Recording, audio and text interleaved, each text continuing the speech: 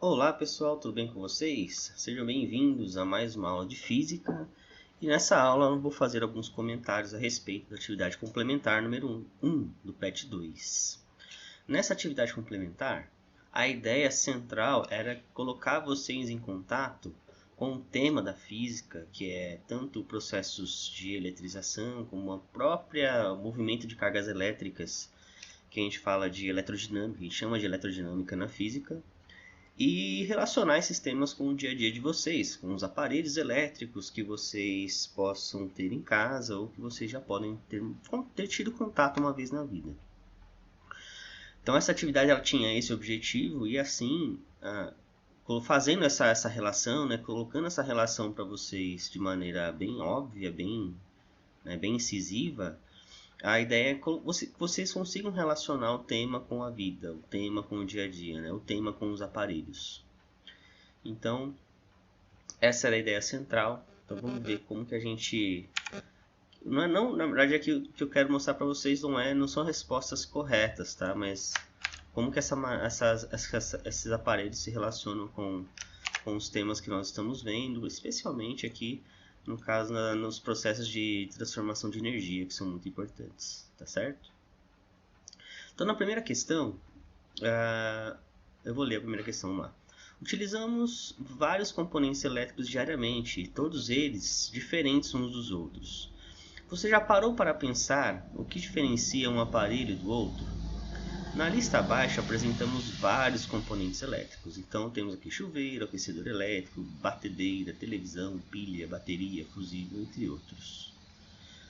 Na atividade número 1, aqui na letra A, destaque as características dos componentes e classifique-os nos seguintes grupos: aparelhos resistivos, motores elétricos, comunicadores, fontes de energia elétrica e componentes elétricos e eletrônicos.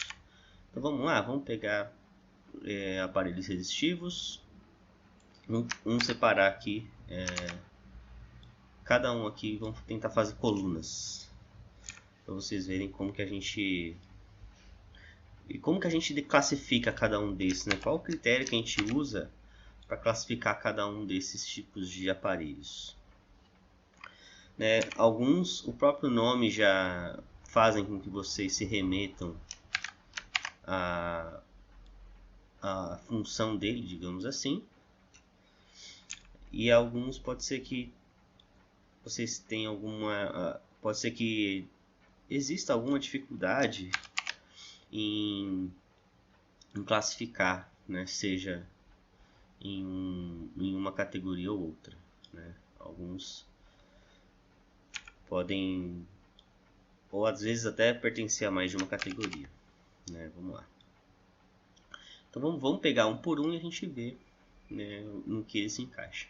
Chuveiro. Bom, chuveiro, se você já participou ou já viu um chuveiro queimando, você pode ter ouvido falar que queimou a resistência do chuveiro. Já ouviram falar isso já ou não?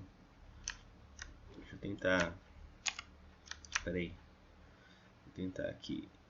Queimou a resistência do chuveiro, né? Nossa, queimou a resistência do chuveiro, e agora o que eu faço? Por quê?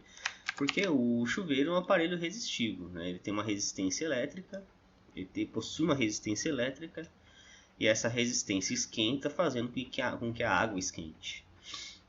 Um jeito mais fácil de você queimar o chuveiro é fazer com que passe pouca água por ele, ou nenhuma água, e quase que instantaneamente essa resistência queima, porque ela excede a temperatura máxima que ela pode chegar e queima então a própria resistência. Então tinha um exemplo de aparelho resistivo, tá? Aquecedor elétrico. Bom, se o chuveiro ele tem o princípio de aquecimento, ele faz com que a água aqueça, não é? O aquecedor elétrico também ele tem exatamente o mesmo princípio do chuveiro. Qualquer coisa, gente, que passe pelo processo de aquecimento, né, elétrico em casa, quase sempre você vai encontrar uma resistência elétrica ali que faz esse papel para aquecer, certo? Aquecedores de inverno, a maioria deles são caseiros, né? Esses caseiros, a maioria deles são são elétricos, né? Um ou outro você encontrar óleo, mas é raro, é bem antigo esses de óleo. Então hoje em dia, se você for comprar um aquecedor, provavelmente ele vai ser elétrico. A batedeira, gente, onde é que entra aqui, ó? A batedeira tem o quê? Ela tem um motor elétrico, né? Ela tem um motor que gira. Então a batedeira ela tem um motor que gira, né? Você, a partir do momento que você coloca ele na tomada ali, ele faz com que ele gira e faz as pazinhas da batedeira ali girar também. Então mais pra frente a gente vai ver com muitos detalhes como que funcionam os motores elétricos. A televisão. Onde que a televisão se encaixa? Fontes de energia elétrica, componentes eletroeletrônicos ou resistivo. Bom, resistivo não é. Ah, professor, mas a televisão esquenta. Sim, ela esquenta. Como qualquer aparelho elétrico esquenta. Qualquer aparelho elétrico esquenta. Isso existe, né, um princípio para isso, chamado efeito Joule. Né? O efeito Joule é o que faz com que o chuveiro esquente, mas qualquer componente resistivo esquenta, qualquer componente elétrico esquenta, justamente porque ele apresenta uma resistência para a corrente elétrica. Tá? E daqui a pouco a gente vai fazer uma discussão em relação a esse aquecimento. Pilha. Aonde que a pilha se encaixa, hein? Aonde que a pilha se encaixa?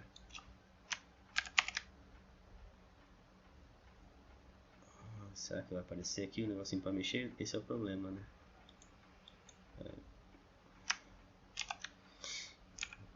Seleciono muito pequenininho, aí não aparece lá para mexer. Vamos ver se agora vai. A pilha é uma fonte de energia, né? A pilha é uma fonte de energia elétrica. A partir de reações químicas, a gente tem a geração de energia para diferentes tipos de aparelhos. A bateria nada mais é do que uma pilha. É só um nome diferente. A gente pode falar que toda pilha é uma bateria, sim, com certeza. Toda pilha é uma bateria. Ou seja, a pilha é um tipo de bateria, a gente pode falar isso. Né? A pilha é um tipo de bateria. Um fusível. O que é um fusível, gente? O que é um fusível? O que a gente tem aqui? Um fusível. O que é um fusível? Um fusível é um componente de proteção. Ele é um componente de proteção. Ele protege um circuito elétrico de excessos, né? Então é um componente elétrico eletrônico. O fusível ele protege todo um circuito de um excesso de corrente, por exemplo, ou até um excesso e consequentemente um excesso de tensão. Então você tem aparelho 110 que você liga no 220, se ele tiver um fusível de proteção, queima o fusível, não queima o aparelho, né? Porque a corrente que vai passar ali vai ser bem diferenciada. Então na medida em que você coloca ali, ele queima o fusível, né? Ele protege o aparelho. Um aparelho de barbear. Um aparelho de barbear não é aquela gilete, tá? É um aparelho elétrico. O que é um aparelho de barbear? Um motor elétrico, né? Também, ele faz girar. Aí tem umas características como que a gente diferencia, né? Por que não é um componente eletroeletrônico, né? Por que não é?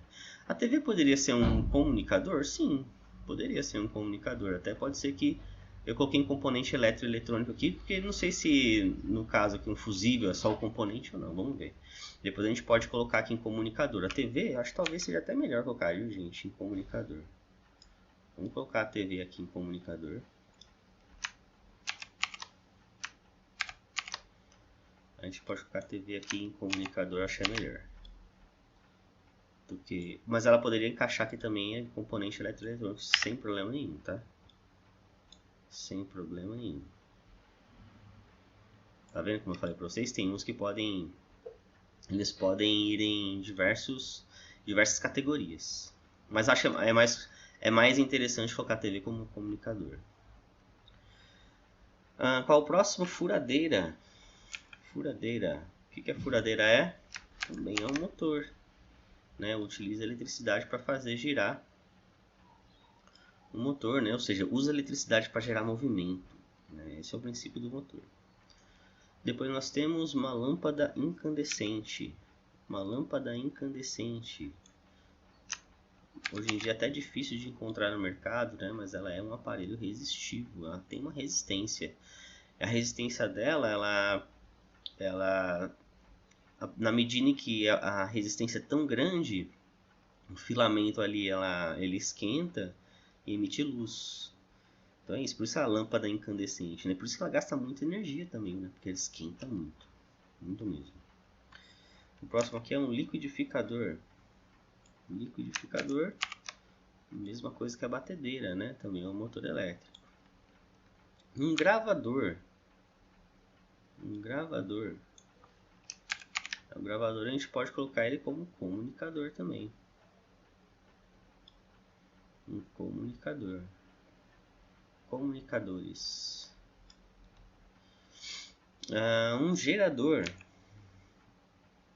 Um gerador.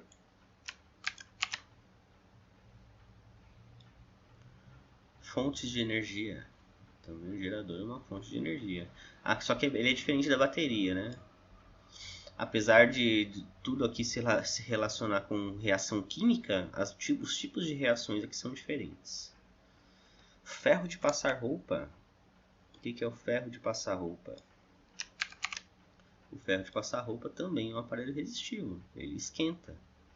Então todos os aparelhos que utilizam da eletricidade para esquentar, eles são resistivos. Um telefone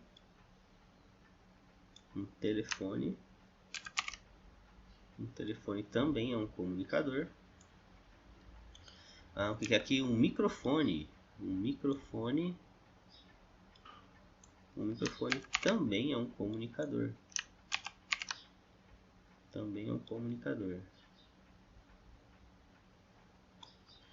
O próximo é uma torradeira elétrica. Usa a eletricidade para esquentar. Uma torradeira elétrica também, então, entra aqui como aparelho resistivo. Um secador de cabelo. Utiliza a eletricidade para esquentar o ar. Então, também um aparelho resistivo. A tomada. Tomada, né? O que é a tomada? Aqui, né, ele colocou fonte de energia. Só que aí, nossa, a tomada se diferencia muito, muito, muito mesmo das pilhas e baterias, né? A tomada tá ali, a gente usa ela como fonte de energia, mas não é ali que é gerada a energia, né? É diferente aqui desses três. Um rádio. Um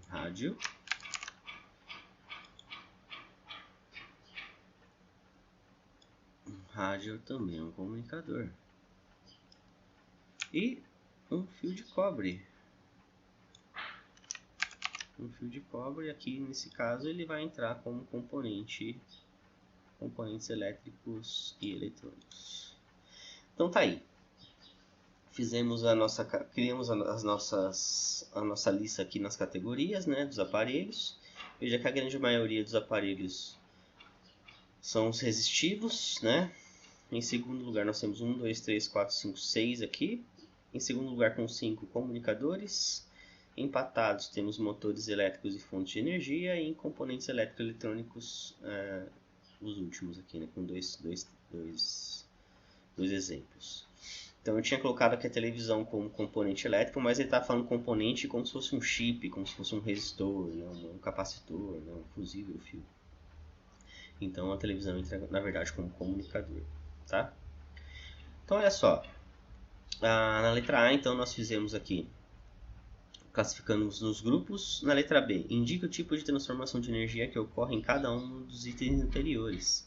Então veja só, aqui todos eles partem do uso de energia elétrica, exceto as fontes de energia, tá bom?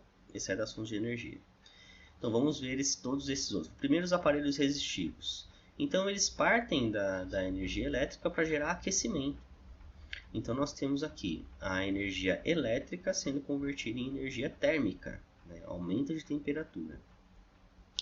Os motores elétricos, eles partem do uso da energia elétrica para gerar movimento. Então nós temos aqui o movimento gerado, né, por motores elétricos, né, ou seja, energia elétrica sendo convertida em energia cinética. Os comunicadores aqui é muito variado, né? eles partem do uso da energia elétrica para gerar diversos outros tipos de energia, basicamente relacionada à energia sonora, tá?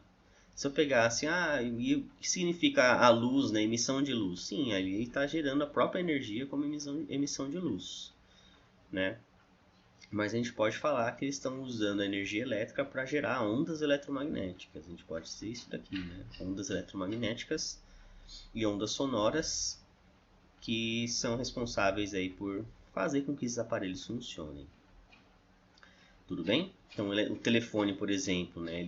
Se eu pegar o telefone celular, o smartphone, ele se parte ali da energia elétrica para se comunicar por meio de ondas eletromagnéticas, tanto com emissão de ondas quanto o receptor, ou emissor de ondas quanto com um receptor de ondas, tá? Gravador, microfone, rádio, né? E aqui já se relaciona com energia sonora, né? Com ondas de som, ondas sonoras, assim como a televisão também. As fontes de energia, aqui, como eu disse para vocês, né, o princípio pode ser o mesmo, mas são bem diferentes, né? Bem diferentes. Por exemplo, a pilha e a bateria são reações químicas relacionadas com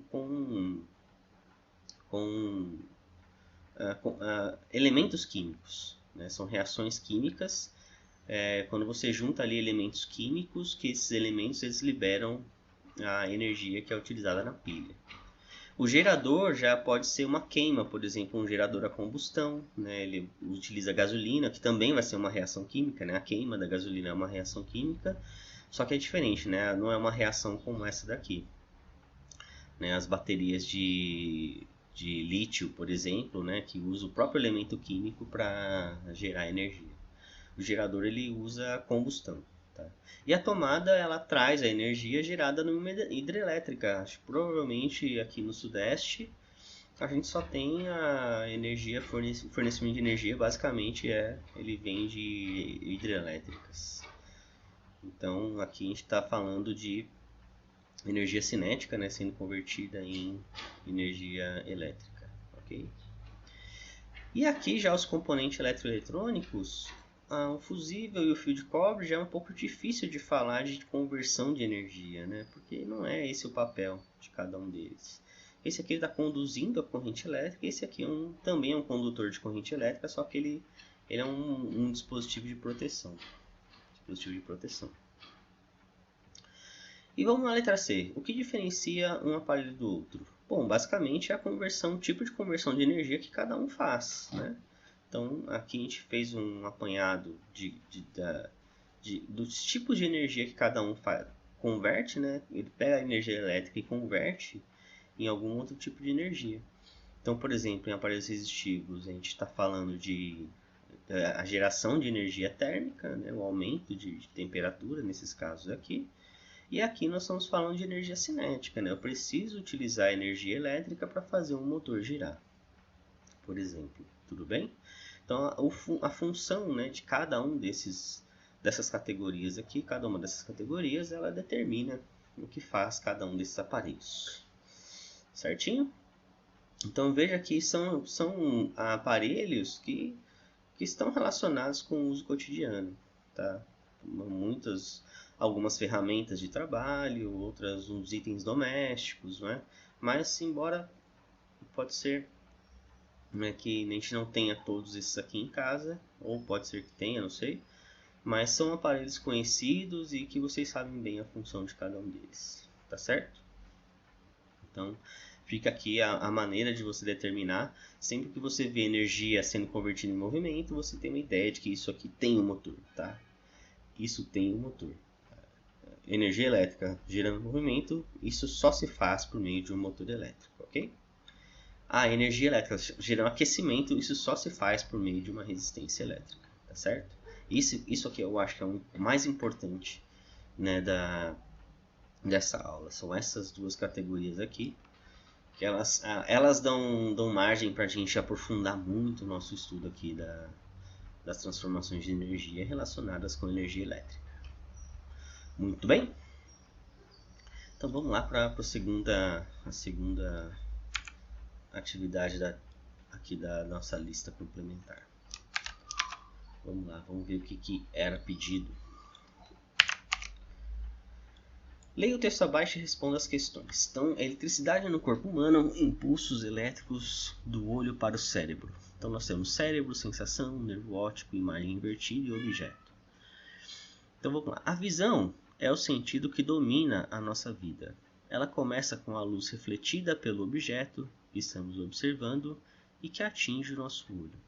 Após atravessar várias substâncias transparentes, é formada uma imagem invertida no objeto numa região do olho chamada retina. Ela é uma membrana transparente, cujo formato é semelhante ao fundo de uma concha. Nas células da retina encontram-se substâncias químicas que são sensíveis à luz. A incidência da luz sobre tais substâncias produz impulsos elétricos que são enviados para uma determinada região do cérebro através do nervo óptico. Embora a imagem da retina seja invertida, no cérebro que ela é colocada na posição normal. Gente, não é que o cérebro é colocado na posição normal, não é isso, é porque... professor, o cérebro inverte a imagem? Sim, mas é muito relativo isso, é muito relativo. A orientação que nós nos encontramos é aquela que nós enxergamos. Sim, a imagem realmente é formada de ponta-cabeça, sim. Então, o cérebro inverte ela, sim. Mas não sei se o correto é dizer que ele inverte ela, não sei. Eu sei que porque se nós enxergássemos o contrário, ele iria inverter da mesma maneira. Só que então a gente veria tudo de ponta-cabeça. E talvez esse seria o normal, entende?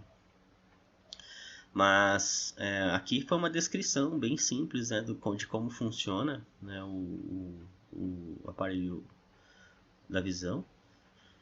Então nós temos sensores ópticos, né, ali no fundo do olho. Por isso existe até o exame de fundo de olho, né, onde fica a retina. São os cones e os bastonetes. E ali que esses itens eles são sensíveis à luz, né? Itens, quando eu falo itens do aparelho da visão, eles são sensíveis à luz e conseguem transmitir os impulsos elétricos ao cérebro, o que nos permite enxergar. Então vamos lá. Além da visão, você poderia mencionar alguns outros sentidos que produzem impulsos elétricos no corpo humano? Bom, eu posso dizer para vocês o tato, por exemplo. O olfato, por exemplo, o paladar, por exemplo, tudo se dá por meio de impulsos elétricos. A transmissão das sensações, elas chegam ao cérebro por meio de impulsos elétricos. Você só mexe um dedo porque você consegue transmitir, né, essas vontades, às vezes até involuntárias, né? Alguns músculos se mexem involuntariamente, como o do coração, por exemplo. Não é você que determina quando o coração vai bater, né? Mas é você que determina quando o seu dedo vai mexer. Então, alguns são voluntários, outros não. Mas tudo por meio de interações elétricas. Então, se existe algo importante no princípio de funcionamento do corpo humano, com certeza a gente pode citar as interações elétricas, as reações químicas, as bombas de sódio e potássio, por exemplo, no coração, que geram essas diferenças de potencial, que fazem com que o movimento muscular aconteça, tá? Então, existe sim um princípio elétrico muito importante no organismo, claro que relacionado aos nossos sentidos, mas também muitos deles relacionados ao funcionamento involuntário do corpo, tá certo? Letra B. O simples fato de sentir o cheiro de algo ou o gosto de um alimento está ligado a processos fisiológicos de caráter elétrico. Faça uma pesquisa sobre como a eletricidade é essencial para a reação de funções vitais do ser humano. Foi o que eu acabei de dizer. O princípio elétrico é muito, muito, muito importante no funcionamento do corpo. Eu vou dar um exemplo aqui. Por exemplo, o marca-passo, que é um dispositivo colocado no coração para quando a pessoa tem problema de ritmo. O que é um problema de ritmo no coração? O coração ele tem uma frequência, né, de batimentos. Se você tirar o pulso, não sei se vocês sabem como tirar o pulso, mas vocês podem verificar na veia aqui no lado direito do corpo, né, colocando os dois dedos no pescoço, bem embaixo do queixo aqui. nessa junção do pescoço com o crânio, ou no próprio pulso. Vocês podem, no pulso é um pouco mais difícil, ou com o smartphone também, gente, tem um aplicativo que você consegue por meio da câmera, né, do LED da câmera, você consegue encontrar o seu batimento cardíaco. Alguns smartwatches também fazem isso. Então, existem diversas maneiras de você conseguir verificar o batimento do seu coração.